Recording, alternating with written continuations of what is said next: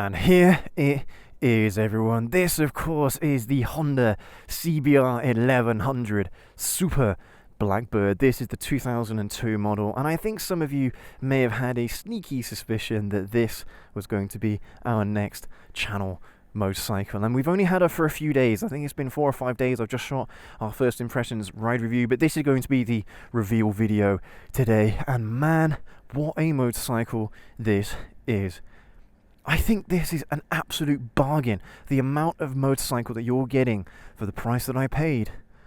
Oh man, what a motorcycle. So how much did I pay for this bike here? Let's have some guesses in the comments, shall we? I paid 1,700 British pounds for all of this motorcycle right here. Damn, that's a bargain, don't you think? For that kind of money, you guys, I seriously didn't think that this bike was attainable. For that sort of money? No way did I think I could afford a bike like this, especially when you consider that Hayabusas are going for way more than bikes like this. Crazy, man. Crazy good value for money. And the fact is, guys, there are loads on the market. Even though pickings are slim right now, there was a few on the market for anywhere between £2,000 and £3,000. You can get these all day long, from 1998, 99, all the way through to 2003, 2004 models. Just incredible, you guys. The value for money prospect, and insurance wasn't too bad either. I paid, I think it was £212 for the year, and tax was just over £100 as well. So yeah, everything was fairly cheap for me. I mean, yes, I have been riding for a long time, over 15 years, so that does help with the insurance, but that is with zero no claims bonus as well, you guys. Zero no claims bonus, because my no claims bonus is being used on my ZR1100 and my ZH2. Now, we're not going to talk too much about comparing this bike to the ZR1100. We're going to leave that for a dedicated video in the near future, hopefully before the end of this year. But I've honestly always wanted one of these bikes. Ever since I got my ZR1100, I kind of wanted to know where it all started. And you could make the argument that this bike started off the trend for super heavyweight bikes. Honda found a place in the market that was totally empty. And I know that you got bikes like the ZR1100, the ZR1200 that were kind of already in this class, but this arguably was the best in its time. This was the fastest motorcycle in the world, 180 mile an hour top speed, 164 horsepower, 24 newton meters of torque. This was a seriously revolutionary bike, and the fact that I'm riding this motorcycle right now is such an honor. This is the fuel injected model, by the way, because it's 2002. I don't know if the carburetted model is going to feel too differently to this. I suspect not. But this bike is incredibly refined. I think for me that was the most shocking part. Because you know how old bikes, they tend to be a little bit rickety, a little bit rattly. This is solid. Seriously solid. There is a bit of chain rattle. Now that the bike has warmed up a bit, it's gone away a bit. But yeah, this bike does have a slight chain rattle, so I'm probably going to have to get a new timing chain tensioner for this bike. Bloody hell, guys. I can't believe I own a Super Blackbird. It's funny, man, because when we bought our ZX9R a couple of years ago, I was teasing the idea of getting one of these bikes, but I couldn't find one with an MOT. This bike has got an MOT! Oh, There are some issues with this bike which we'll talk about in a moment. I did talk about them a little bit in our ride review when I did that shoot. But honestly, like, it doesn't matter. Yes, even though there are some bad bits about this bike, for the most part, this bike is solid. That engine is sweet as a nut, man. It's so smooth. There's like no vibration. It's so smooth. Yeah, Honda, man, they outdid themselves, I think, on this bike. They really did. Jesus Christ. And that little Fiesta, how much space do you need to get around that bend? I mean, one thing I would like to comment on is it does run a little bit hot, this bike. If you leave it idling, just standing still, it can get up to 105, 106 degrees C, so maybe the coolant is due for a change. The clutch fluid reservoir, the brake fluid here needs to be changed as well, or yeah, because that is quite dark fluid, so I need to do that. This bike did come with a top box and panniers, which honestly my wife is incredibly happy about, because now it means that, yeah, if we want to travel and do some shopping or something like that, then we've got luggage space. That's what my wife cares about. But pinion riding on this bike is surprisingly good as well, better than any other motorcycle I've ridden. So I mean, that's something as well, which I think is quite an underrated aspect of these super heavyweight bikes. But this bike in particular is very good at pillion riding. We will do a dedicated video on that as well in the near future, with the wife taking the back seat. But yeah, a very positive experience all around. I think that perhaps best describes this bike. It's an all-around good bike. It's an all-rounder. If you guys enjoy playing cricket, this bike is a fantastic all-rounder. This is like the Ian Botham of motorcycles. Some of you will understand that reference if you're into cricket, some of you might not. But it's a very, very good bike. Like, yes, the dashboard is starting to look a little bit dated these days, but honestly, it's a nice looking dashboard as well. So what I mean, we're just sat here at these temporary lights and the temperature is climbing. And this is quite a cold day as well, you guys. It's not very warm today, so we might have to keep an eye on it in the summer, how hot it gets when it's idling. But yeah, 105 degrees C, not, yeah, it is getting hot. 106, yeah, maybe it needs its coolant changed, or maybe there's air in it. Oh god, 107, bloody hell.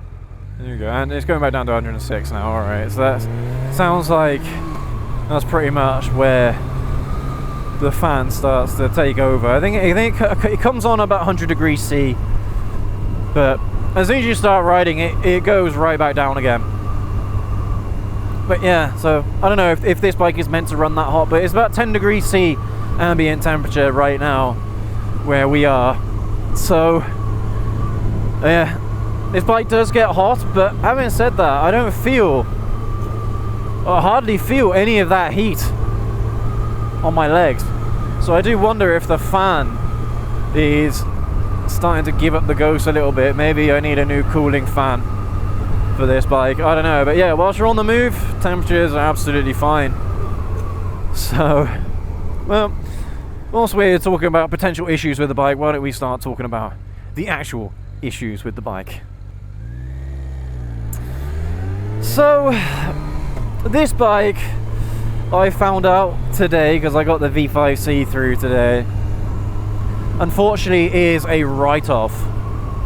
I don't know what category write-off it is yet. I'm gonna do a vehicle history check on this bike, but yeah, to me it looks like it's a category N write-off, which means that it's non-structural, so it was probably dropped at some point, and there are indicators that this bike has been dropped on this side, on its left hand side, at some point in its life.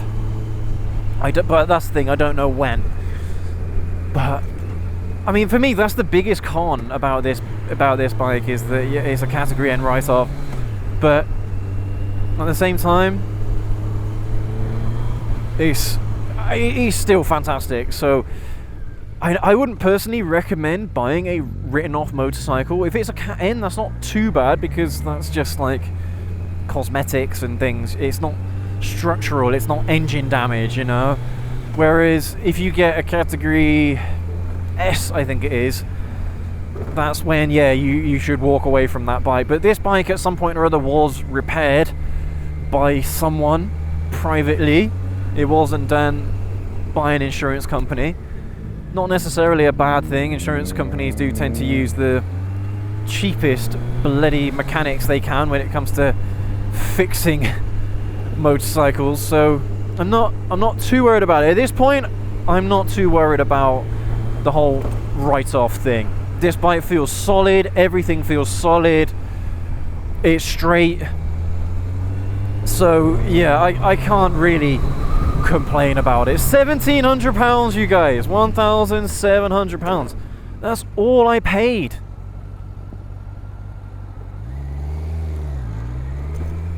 A ridiculously cheap amount of money for this bike.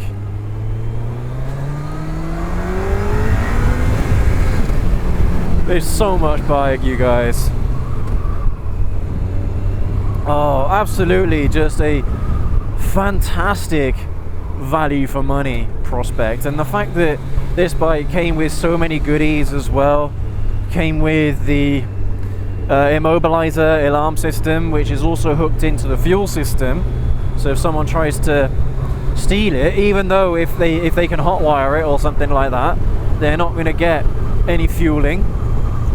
So quite a neat feature, but I might unplug it because I do find it annoying, like I did with my ZZR1400. I did find that incredibly annoying.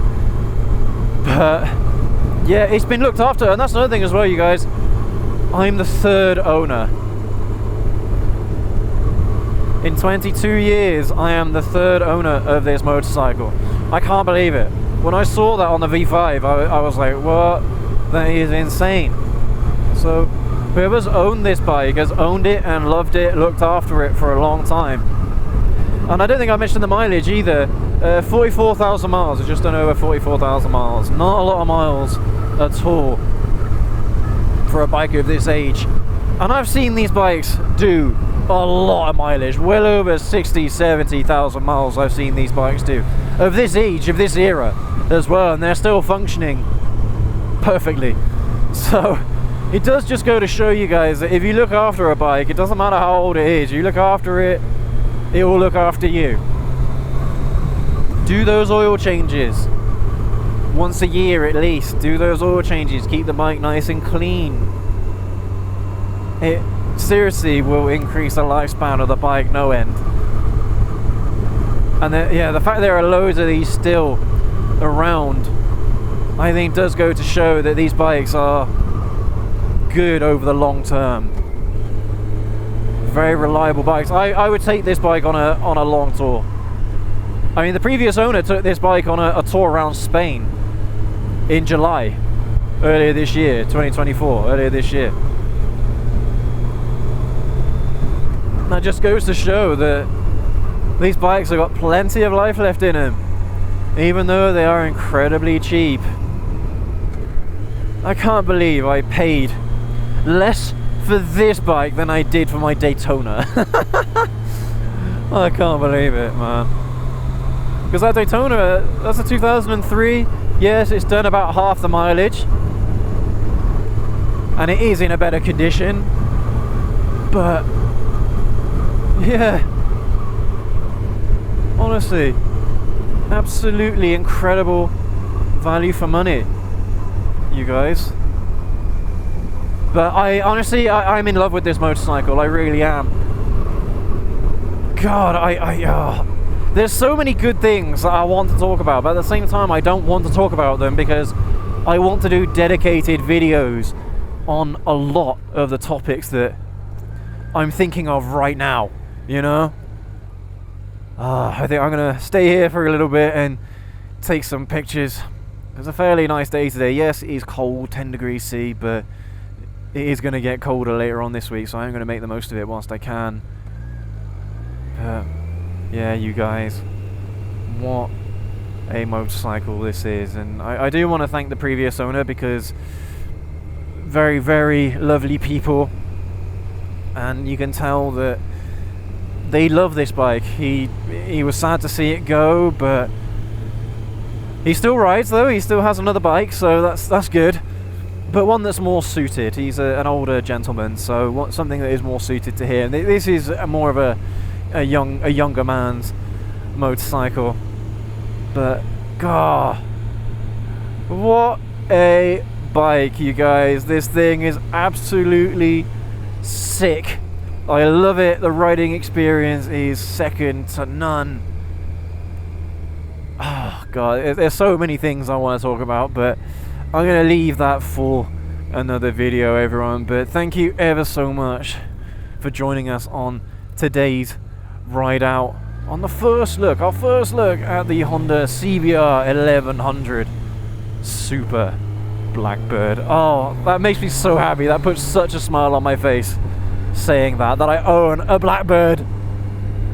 Oh, fantastic, you guys. But let me know what you think of our latest purchase down in the comment section below. And as always, go ahead and leave that like, hit that subscribe button and that notification bell so you don't miss any of our content going forward on this awesome motorcycle. And we will catch you all in the next video, everyone. Take care, ride safe.